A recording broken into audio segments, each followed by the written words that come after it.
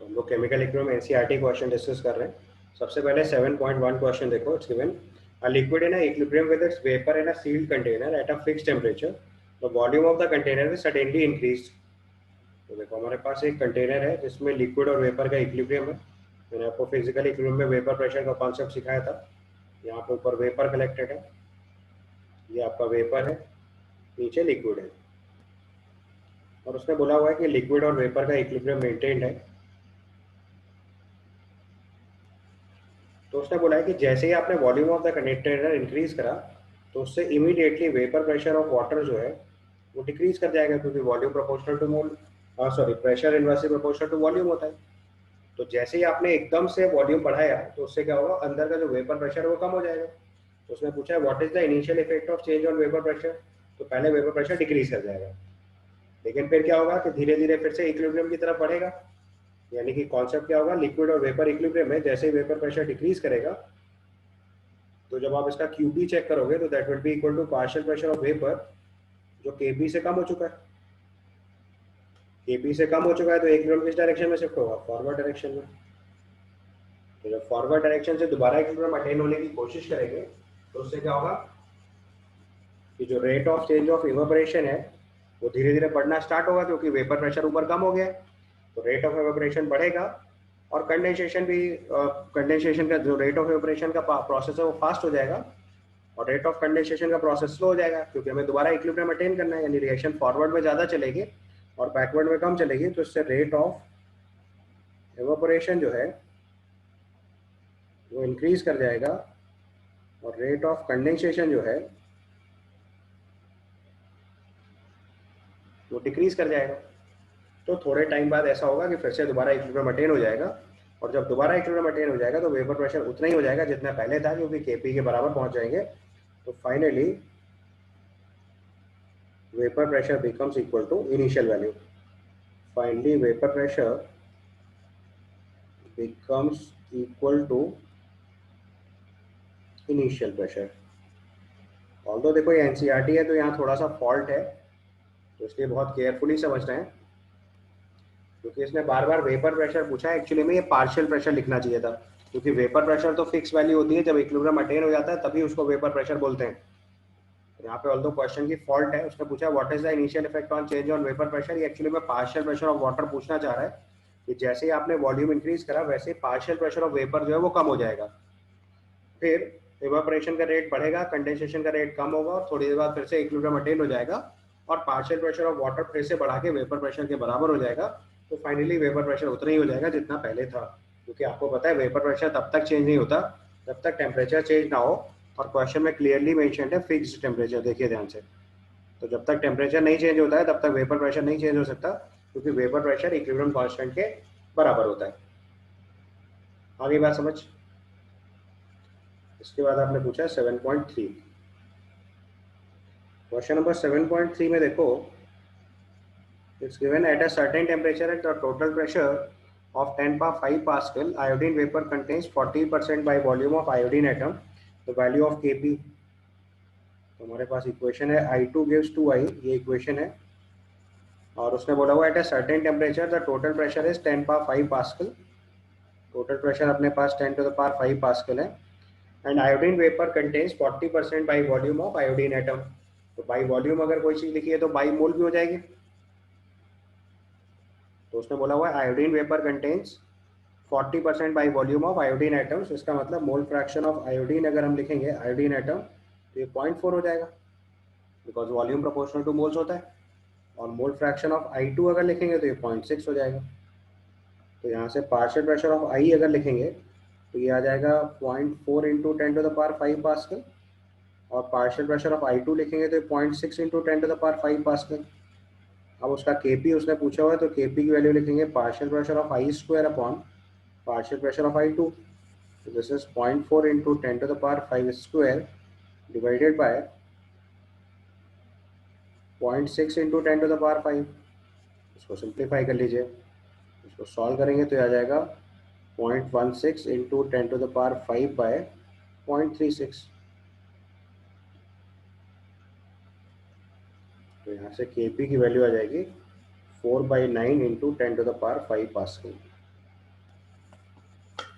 पर properly solve करके answer verify कर लीजिए।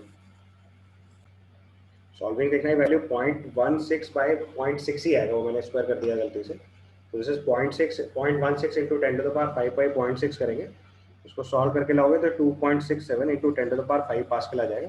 This is your answer. ठीक है, इसके बाद नेक्स्ट क्वेश्चन आपने पूछा है 7.1 7.9।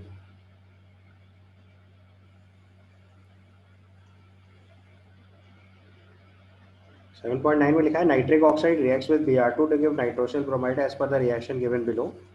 हमारी इक्वेशन है 2NO gaseous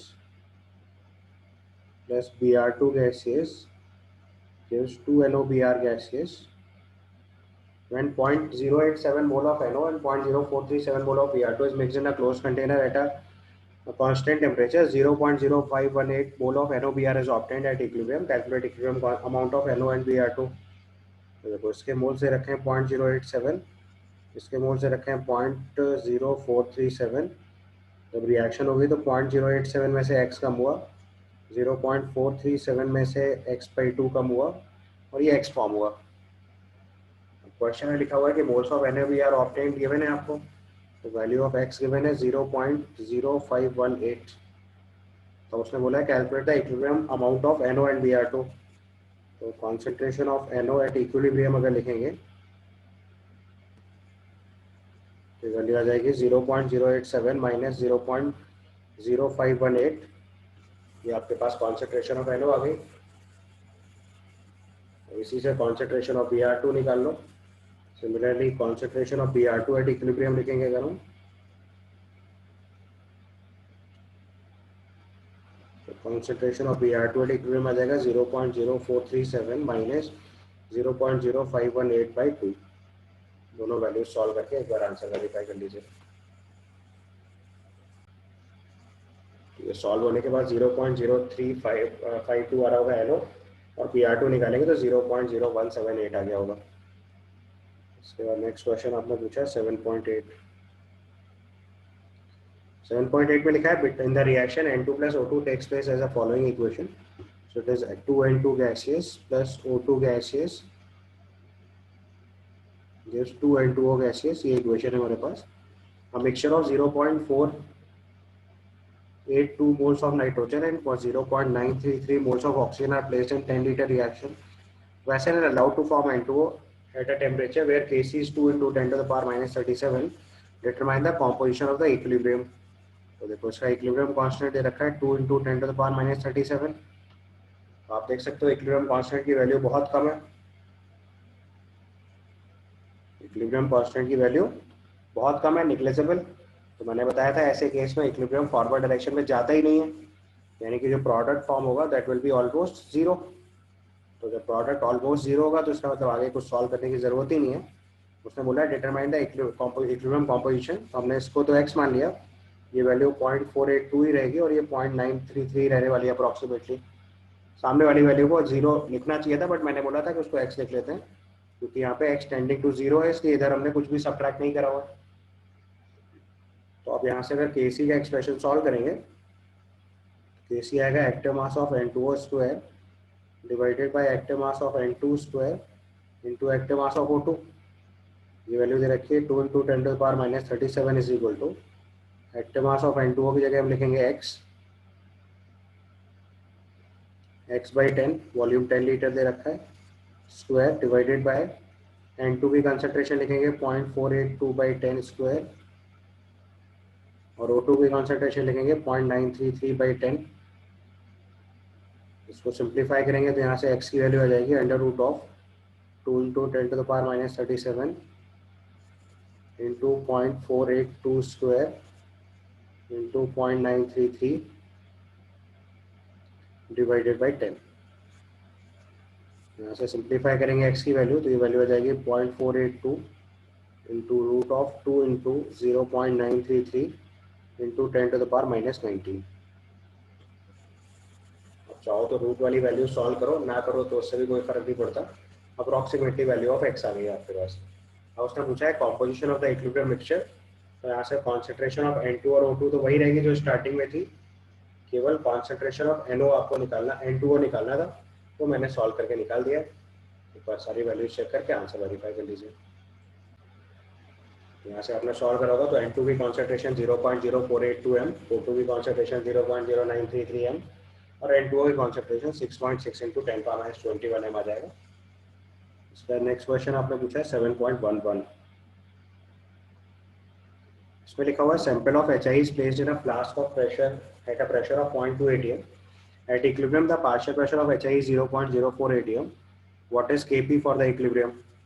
इक्वेशन लिखेंगे 2HI gaseous gives H2 gaseous plus I2 gaseous, ये इक्वेशन है आपके पास। उसने बोला है सैंपल ऑफ फ्लास्क लेना, प्रेशर ऑफ 0.2 atm इसका स्टार्टिंग में रखा, तो इक्विलिब्रियम अटेन करेंगे तो 0.2 माइनस पी करेंगे।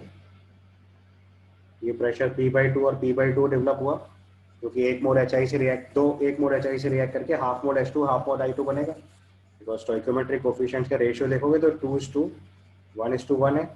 अगर 1 मोल HI रिएक्ट करेगा तो हाफ मोल H2 और हाफ मोल I2 फॉर्म होगा। तो 0.2 एटमॉस्फेरिक प्रेशर था, 0.2 में से कुछ P कम करा, P/2 और P/2 बना। आपको उसने बोला हुआ है at equilibrium partial pressure of HI is 0.04, तो 0.2 माइनस P की वैल्यू 0.04 दे रखी है। यहाँ से स्मॉल p की वैल्यू 0.16 आ गई, तो partial pressure of HI at equilibrium तो 0.04 atm दिया हुआ है। पार्शियल प्रेशर ऑफ H2 निकालेंगे तो ये 0.08 आ जाएगा, और पार्शियल प्रेशर ऑफ I2 लिखेंगे तो ये भी 0.08 आ जाएगा। अब इसका अगर Kp लिखेंगे तो ये आएगा partial pressure of HI, partial pressure of H2 into partial pressure of I2 upon partial pressure of HI square. Value put कर दो 0.08 इंटू 0.08 बाय 0.04 स्क्वायर। इसको सिंप्लीफाई करोगे तो 4 आंसर आ जाएगा हमारा। ठीक है, क्लियर यहाँ तक? प्रॉपर्ली देख लीजिए सॉल्विंग। Next question 7.16। 7.16 में लिखा हुआ है what is the equilibrium concentration of each of the substance in the equilibrium when the initial concentration of ICl was 0.78 m। तो इसमें देखो क्या करना है,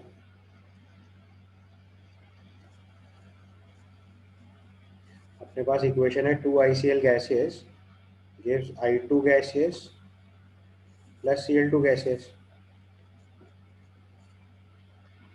इनिशियल कॉन्सेंट्रेशन 0.78 m दे रखा है, तो 0.78 में से x कम किया, ये x/2 फॉर्म हुआ, ये भी x/2 फॉर्म हुआ। फिर सेम लॉजिक, यहाँ पे 2 मोल ऑफ ICl रिएक्ट कर रहा है तो उसका 1 मोल I2 और 1 मोल ऑफ Cl2 बन रहा है। सो स्टोइकियोमेट्रिक रेशियो इज 2:1:1। तो अगर x कंज्यूम करेंगे तो x/2 और x/2 फॉर्म होगा। Kc गिवन है अपने को, तो अगर हम इसका एक्सप्रेशन लिखेंगे Kc का तो ये आ जाएगा concentration of I2 into concentration of Cl2 by ICl square. Value substitute कर दीजिए, आ जाएगा x/2 into x/2 divided by 0.78 minus x whole square. ये वैल्यू 0.14 दे रखी है। यहाँ से सिंप्लीफाई करेंगे तो आ जाएगा x/2 into 0.78 minus x is equal to under root of 0.14। यहाँ से सॉल्व करके x निकालिए तो आपको सबकी इक्विलिब्रियम कॉन्सेंट्रेशन निकालते बन जाएगी। यहाँ से सॉल्व करेंगे तो x की वैल्यू 0.42 समथिंग आनी चाहिए। आप अगर थोड़ा अप्रॉक्स सॉल्व करना चाहते हैं तो 0.1214 की जगह 0.16 लेके सॉल्व कर लो, थोड़ा आंसर में वेरिएशन आ जाएगा, शायद ये 0.32 0.33 समथिंग आएगा। बट आप एग्जैक्ट सॉल्व करोगे तो x की वैल्यू 0.42 आएगी। तो कॉन्सेंट्रेशन ऑफ ICl लिखेंगे तो 0.78 माइनस 0.42 यानी 0.36, और लास्ट में कॉन्सेंट्रेशन ऑफ I2 और Cl2 निकालेंगे तो वो x/2 आ जाएगा, तो 0.21 आ जाएगा। ठीक है, ये आपका फाइनल आंसर हो गया।